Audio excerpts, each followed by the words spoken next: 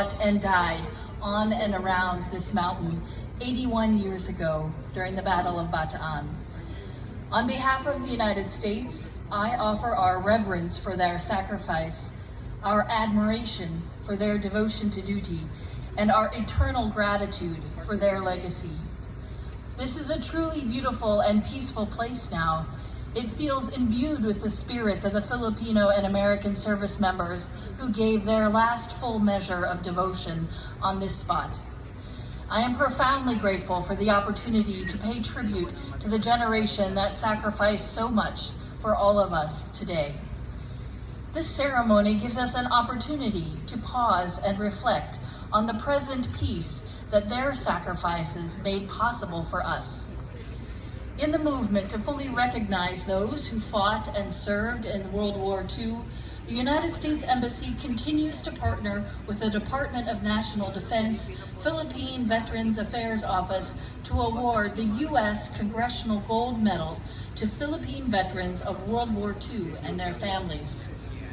The Congressional Gold Medal is one of the highest civilian honors in the United States, awarded in recognition of those whose services and achievements helped shape American history.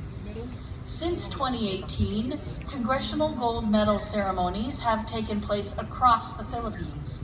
Another ceremony takes place tomorrow in Tarlac. Secretary Galvez and I presented Congressional Gold Medals a couple months ago to Filipino men and women now in their late 90s in honor of their service in World War II. It was so moving to be in the presence of these heroes, and it is very moving to be in the presence of these heroes again today. Filipino World War II veterans shaped the history of both the Philippines and the United States.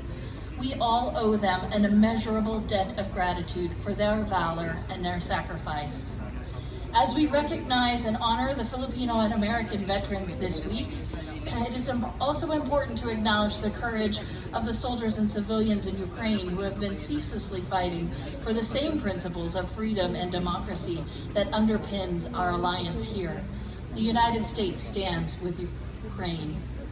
I would like to also echo the words of my colleague, the Japanese ambassador, and calling for the peaceful, prosperous, open, free Indo-Pacific and the rules-based order that we all have enjoyed for the last 70 plus years.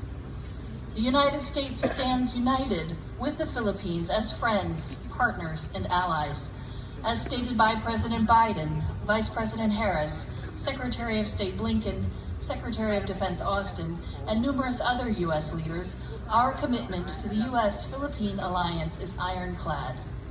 This alliance, established following World War II, continues to unite and inspire generations of Filipinos and Americans.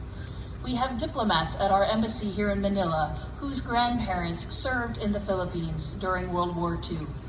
The past is with us in many ways. And this month, more than 12,000 American service members will visit the Philippines to work and train with Filipino service members shoulder to shoulder in the largest Bataan exercise ever held. Today, 18 members of the U.S. Armed Forces accompany me here as we collectively remember and give thanks.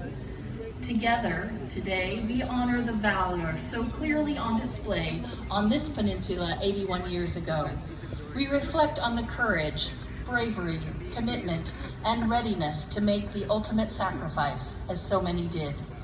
Today, we recommit to the quest for peace so that future generations will not experience the horrors of those who lived through wars and conflicts.